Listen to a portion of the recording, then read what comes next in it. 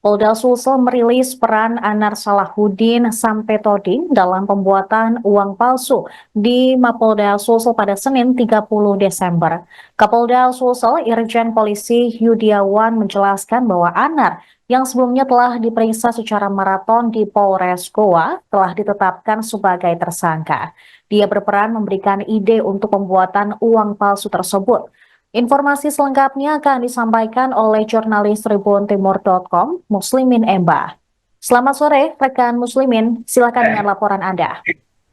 Ya, selamat sore, Sarah dan Tribuners. Dapat saya jelaskan bahwa hari ini Polda Sulawesi Selatan memaparkan secara detail peran dari tersangka Anar Salahuddin Sampetoding, yaitu satu dari 19 tersangka pabrik uang palsu yang diungkap oleh Polres Goa dari dalam kampus Universitas Islam Negeri Alauddin Makassar pada 2 pekan lalu. Dari pembahasan atau pemaparan dari Kapolda Sulsel Irjen Pol Yudiawan menyebut bahwa mesin dari pencetak uang palsu ini dimasukkan ke dalam perpustakaan kampus UIN Alauddin atas kewenangan tersangka AI alias Dr. Andi Ibrahim selaku kepala perpustakaan. Hubungan antara Andi Ibrahim dengan Anar Sampetoding ini terbilang cukup dekat karena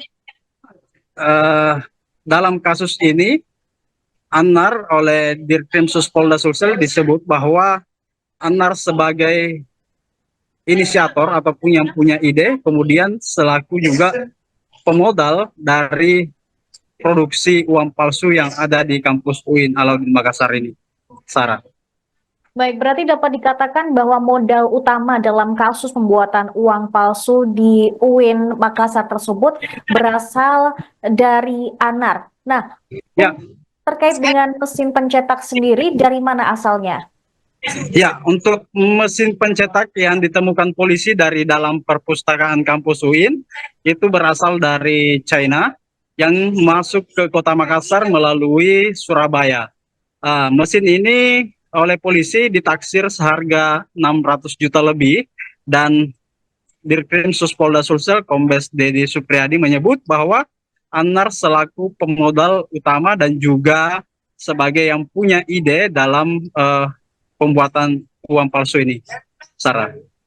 Lalu setelah ditetapkan sebagai tersangka, apakah Anar yang saat ini kondisi kesehatannya memburuk, itu juga akan nantinya proses hukum tetap berlaku?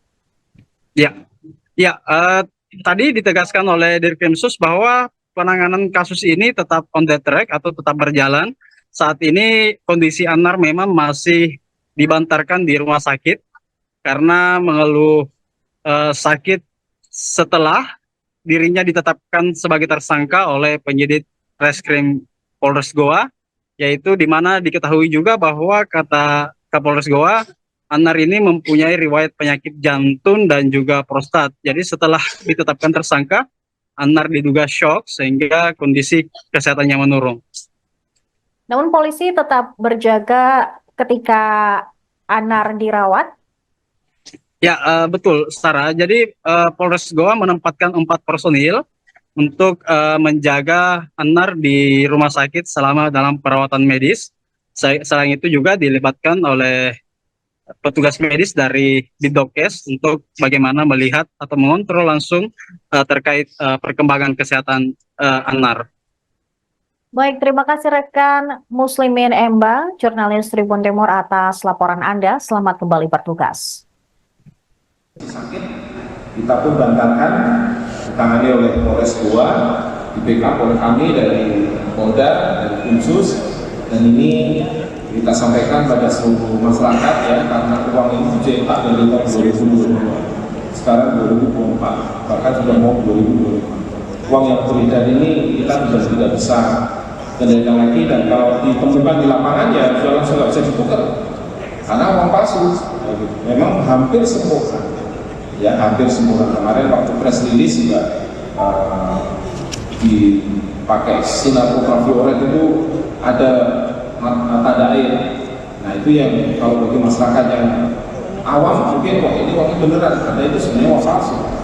Nah ini prosesnya sedang berlangsung dan mudah-mudahan dalam waktu dekat segera, apalagi kita sudah bekerja sama dengan teman-teman dari kejaksaan, jaksa P16-nya sudah ada, dan sudah cepat langsung kita proses lebih lanjut.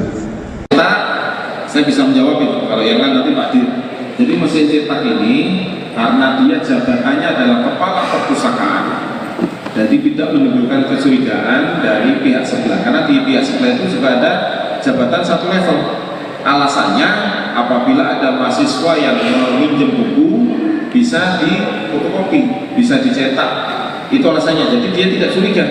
Nah, namun ternyata dalam pelaksanaannya berbeda, itu untuk membuat cetak mas. Mereka nggak tahu, siapapun nggak tahu. Jadi kiranya mesin itu adalah untuk menggandakan buku.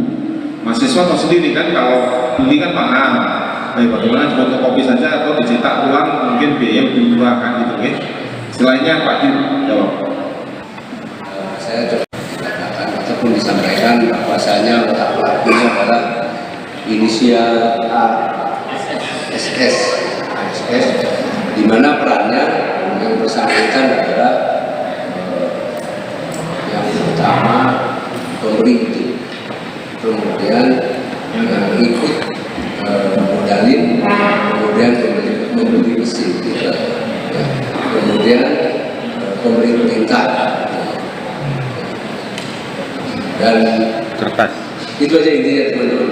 Karena itu nanti kalau saya jelaskan lebih lanjut masuk kepada materi penyidikan, dan itu rahasia kami untuk kurangnya nanti di persidangan seperti itu. Kalau pasal yang disangkakan Pak? Jadi saya jelaskan kembali, yang pemberi ide, kemudian tadi modal, kemudian membelikan mesin, itu saja. Nanti kalau lain-lainnya itu masuk ke kategori rahasia penyidikan. Pasalnya Pak, pasalnya pasal Pak. yang disangkakan. Pasal yang disangkakan. Pasal. Iya Pak. Pasalnya itu masuk di Undang-Undang Mata Uang ya, pasal Tidak apa gitu. Kemarin banyak teman-teman nanya kepada saya, Pak, bagaimana yang dolar dan lain sebagainya, kita fokusnya ke uang Indonesia dulu ya, karena undang-undangnya mengatur demikian. Undang-undang itu tahun 2000. Jadi terhitung kemarin sudah rampung semua, alhamdulillah sudah kita tahu semua, peran-perannya sudah lengkap, dan kalaupun tersangka itu ditahan, bukan dibedakan penanganannya itu karena sakitnya juga kita ada dokter polisi, ada dokter umum yang menyatakan sakit dan harus dibantarkan. Seperti itu, dan tidak ada perbedaan terhadap perlakuan penahanan. Saya rasa demikian.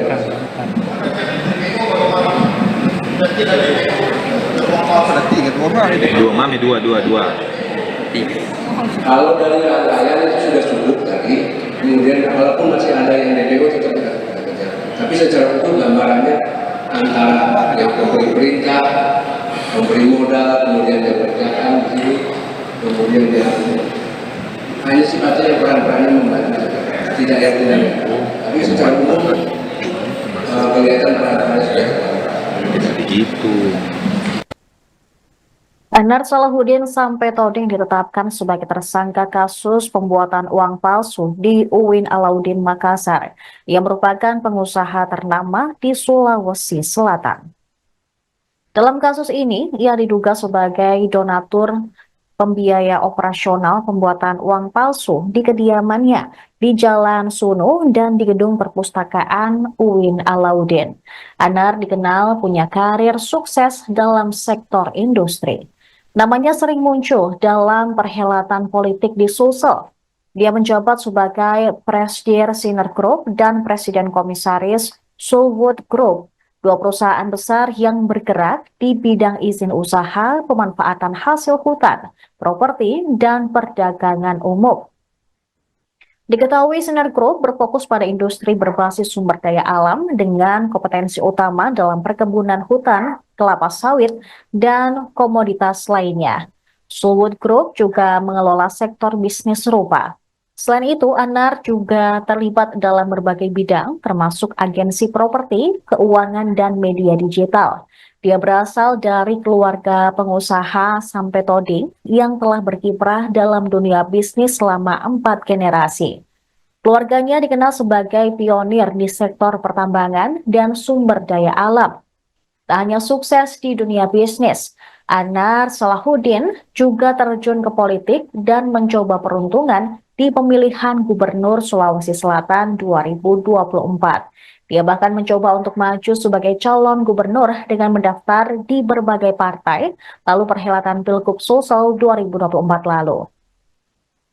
Langkahnya di dunia politik saat Pilgub Sulsel 2024 terhenti karena gagal mendapat dukungan partai untuk maju. Anar pun kini harus menjalani perawatan medis akibat riwayat penyakit jantung dan prostat yang kambuh. Mengutip Kompas.com, Kapolres Goa AKBP Ronald Simanjuntak mengungkapkan bahwa kondisi kesehatan Anar menurun setelah menjalani pemeriksaan intensif selama 48 jam di Polres Goa. Anar diketahui menyerahkan diri ke polisi pada 26 Desember malam setelah sempat mangkir dari panggilan penyidik. Pemeriksaan yang berlangsung maraton ditambah tekanan emosional akibat status hukumnya diduga menjadi pemicu kambuhnya penyakit yang sudah lama diderita. Pantauan di Rumah Sakit Bayangkara Makassar menunjukkan Anar tiba di instalasi gawat darurat sekira pukul 22.58 WITA. Dia langsung mendapat penanganan medis untuk mengatasi gejala yang muncul. Menurut informasi dari penyidik, Anar punya riwayat penyakit jantung kronis dan masalah prostat yang memerlukan perawatan khusus. Download Tribun X sekarang, menghadirkan lokal menjadi Indonesia.